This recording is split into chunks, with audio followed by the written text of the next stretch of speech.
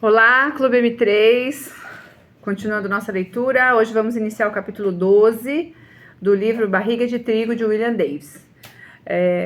O título desse capítulo é Cara de Casca de Pão, o efeito destrutivo do trigo sobre a pele. Se os efeitos do trigo podem atingir órgãos como o cérebro, o intestino, as artérias e os ossos, ele não poderia afetar o maior órgão de todos, a pele? De fato, pode, e pode manifestar seus efeitos peculiares numa infinidade de apresentações. Apesar de sua fachada aparentemente inativa, a pele é um órgão ativo, um canteiro de atividades fisiológicas, uma barreira impermeável que rechaça os ataques de bilhões de organismos estranhos, regula a temperatura do corpo por meio da transpiração, suporta batidas e arranhões todos os dias, regenerando-se para repelir as agressões constantes. A pele é a barreira física que separa cada pessoa do resto do mundo. A pele de cada um fornece abrigo para 10 trilhões de bactérias, a maioria das quais vive ali em tranquila simbiose com seu hospedeiro mamífero. Qualquer dermatologista pode lhe dizer que a pele é o reflexo externo de processos corporais internos. O simples fato de corar de vergonha demonstra esse fato, a vasodilatação, ou seja, a dilatação dos capilares.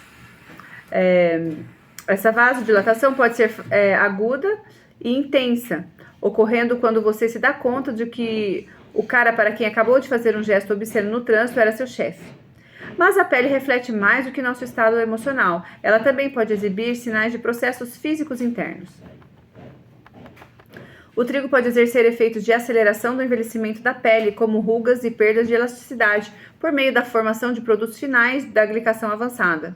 Mas o trigo tem muito mais a dizer acerca da saúde da sua pele do que a aceleração do envelhecimento. O trigo expressa-se na realidade, a reação do corpo ao trigo expressa-se por meio da pele. Assim como os subprodutos da digestão do trigo levam à inflamação das articulações, elevação da taxa de glicose no sangue e efeitos do cérebro, eles podem também provocar reações na pele que variam desde pequenos inconvenientes até ameaças à vida, como úlceras e gangrena. Alterações na pele não costumam ocorrer isoladamente. Se uma anormalidade decorrente do trigo se manifesta na superfície da pele, geralmente isso significa que a pele não é o único órgão que está experimentando uma reação indesejada. Outros órgãos podem estar comprometidos, desde o intestino até o sistema nervoso, embora você possa não estar consciente disso. Ei, espinhento! Acne, o transtorno comum entre adolescentes e jovens adultos que causa mais aflição que o baile de formatura. Médicos do século XIX chamavam-na de Stone Poke, enquanto médicos da antiguidade costumavam dar muita atenção a uma manifestação que tinha aparência de urticária, mas não coçava. Praticamente tudo foi considerado causa do transtorno, desde conflitos emocionais, especialmente os relacionados à vergonha e à culpa, até o comportamento sexual aberrante. Muitas vezes os tratamentos eram medonhos, incluindo fortes laxantes e enemas, banhos fedorentos com enxofre e exposição prolongada a raio-x. Será que já não bastam as dificuldades da adolescência? Como se adolescentes precisassem de mais razões para se sentir constrangidos, a acne atinge a turma entre os 12 e os 18 anos com uma frequência extraordinária. Acompanhada do ataque de efeitos hormonais desnorteantes, ela é um fenômeno quase universal nas culturas ocidentais, afetando mais de 80% dos adolescentes, até 95% dos que se encontram entre os 16 e os 18 anos de idade, e às vezes chegando até a desfigurá-los. Os adultos não são poupados. 50% dos que têm idade superior a 25 anos têm crises intermitentes.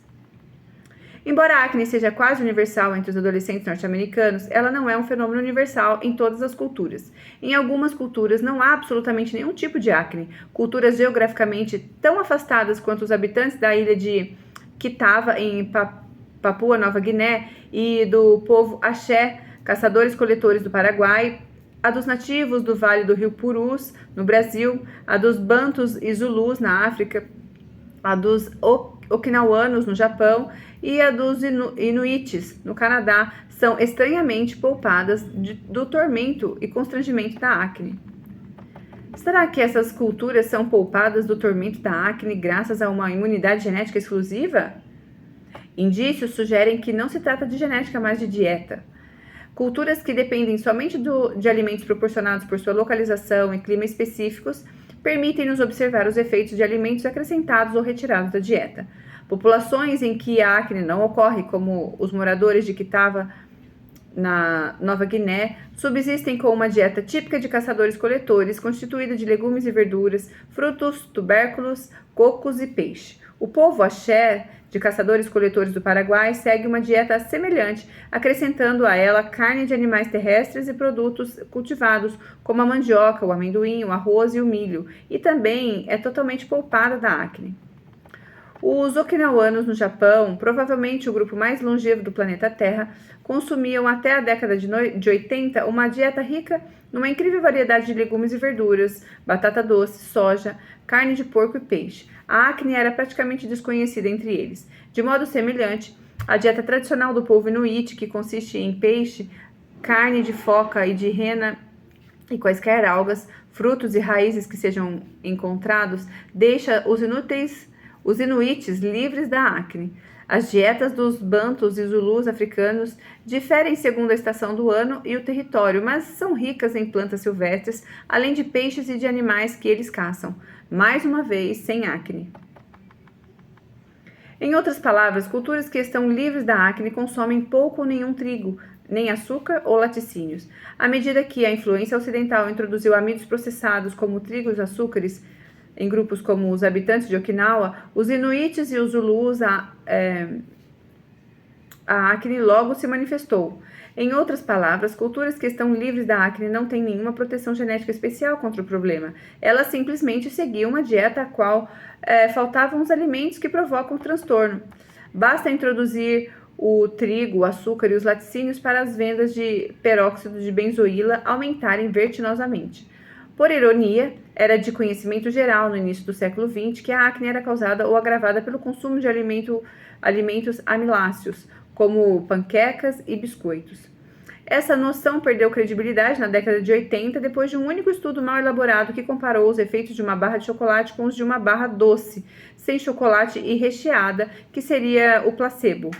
O estudo concluiu que não houve diferença na manifestação de acne entre os 65 participantes, não importando o tipo de barra que eles consumissem, exceto pelo fato de que a barra placebo era praticamente idêntica à barra de chocolate em quantidade de calorias, açúcar e gordura, só que sem o cacau. Os amantes do cacau têm motivo para se regozijar. O cacau não causa acne. Saboreiem seu chocolate com 85% de teor de cacau. Entretanto, isso não impediu a comunidade dermatológica de, por muitos anos, fazer pouco caso da relação entre a acne e a dieta, com base principalmente nesse único estudo que foi citado repetidas vezes. Na verdade, a dermatologia moderna, em grande parte, alega desconhecer o motivo exato pelo qual tantos adolescentes e adultos modernos sofrem com esse transtorno crônico, às vezes desfigurante. Embora a infecção por Propionibacterium acnes, a inflamação e a excessiva produção sebácea estejam no centro das discussões, os tratamentos se voltam para a supressão da erupção, não para a identificação das causas da acne. Desse modo, os dermatologistas são rápidos na prescrição de cremes e pomadas antibacterianas de uso tópico, antibióticos e medicamentos anti-inflamatórios por via oral. Mais recentemente, estudos voltaram a indicar os carboidratos como os desencadeadores da formação da acne, exercendo seus efeitos promotores da acne por meio do aumento dos níveis de insulina. O meio pelo qual a insulina leva à formação de acne está começando a se revelar. A insulina estimula a liberação de um hormônio chamado fator de crescimento, semelhante à insulina 1, ou IGF-1. O IGF-1, por sua vez, estimula o crescimento de tecidos nos folículos capilares e na derme, a camada da pele logo abaixo da superfície. A insulina e o IGF-1 também estimulam a produção, pelas glândulas sebáceas, do sebo, que forma uma película oleosa protetora. A produção de sebo em excesso, associada ao crescimento do tecido da pele, leva à característica espinha avermelhada e protuberante. Provas indiretas do papel da insulina como a causa da acne também vêm de outras experiências. Mulheres afetadas pela síndrome do ovário policístico, que manifestam produção exagerada de insulina e taxas mais elevadas de glicose no sangue, são extraordinariamente propensas a ter acne. Medicamentos que reduzem os níveis de insulina e glicose em mulheres afetadas pela pela síndrome de ovário policístico, como a metformina, também reduzem a ocorrência de acne. Crianças não fazem uso de medicamentos de administração oral para diabetes, mas foi observado que jovens diabéticos que tomam medicamentos por via oral para reduzir os níveis de glicose e de insulina no sangue, de fato têm menos acne. Os níveis de insulina no sangue são mais elevados depois do consumo de carboidratos. Quanto maior o índice glicêmico do carboidrato consumido, maior a quantidade de insulina liberada pelo pâncreas. É claro que o trigo, com seu índice glicêmico extraordinariamente alto, aciona maiores níveis de glicose no sangue que praticamente todos os outros alimentos, com isso provocando a liberação de mais insulina que quase todos os outros alimentos. Não deveria ser surpresa, portanto, que o trigo, especialmente na forma de rosquinhas açucaradas e biscoitos, ou seja, trigo que tem alto índice glicêmico junto com a sacarose, que também tem alto índice glicêmico, cause acne. Mas isso também se aplica a seu pão multigrãos, que está sob o disfarce inteligente de saudável, entre aspas. Os laticínios também influem na capacidade da insulina de provocar a acne. Embora a maioria dos especialistas em saúde insista no teor de gordura dos laticínios e recomende produtos semidesnatados ou desnatados, a acne não é causada pela gordura. Proteínas específicas presentes em produtos de origem bovina são as responsáveis pela liberação de insulina em quantidade desproporcional ao teor de açúcar no sangue, uma exclusiva propriedade insulinotrópica que explica a incidência de 20% maior na acne severa em adolescentes que consomem leite. Adolescentes com sobrepeso ou obesos não costumam chegar a esse ponto por um consumo excessivo de espinafre ou pimentões, nem de salmão ou tilápia, mas de carboidratos, como o uso de cereais matinais. Portanto, os adolescentes com sobrepeso ou obesos deveriam ter mais acne que os adolescentes mais magros, e de fato é isso que ocorre. Quanto maior o peso de um jovem, mais provável ele ou ela ter acne. Isso não quer dizer que jovens magros não tenham acne, mas que a probabilidade estatística da acne é maior quanto maior for o peso corporal. Como se poderia depreender dessa linha de raciocínio práticas nutricionais que reduzem os níveis de insulina e de glicose no sangue deveriam reduzir a acne? Um estudo recente comparou duas dietas, uma delas com alto índice glicêmico, a outra de baixo índice glicêmico, ambas consumidas por universitários ao longo de 12 semanas. A dieta de baixo índice glicêmico gerou 23,5% menos lesões de acne em comparação com uma redução de 12% no grupo de controle. Participantes que reduziram ao máximo a ingestão de carboidratos apresentaram uma redução de quase 50% na quantidade de lesões da acne. Resumindo, alimentos que aumentam as taxas de glicose e insulina no sangue deflagram a formação da acne. O trigo, mais do que praticamente todos os outros alimentos, eleva a taxa de glicose no sangue e, portanto, a de insulina. O pão integral que você dá a seu filho adolescente em nome da saúde, na realidade agrava o problema. Embora por si só a acne não apresente uma ameaça à vida, mesmo assim ela pode levar o paciente a recorrer a todos os tipos de tratamento, alguns potencialmente tóxicos, como a isotretinoína, que prejudica a visão noturna, pode alterar pensamentos e comportamentos, além de causar malformações congênitas em fetos em desenvolvimento.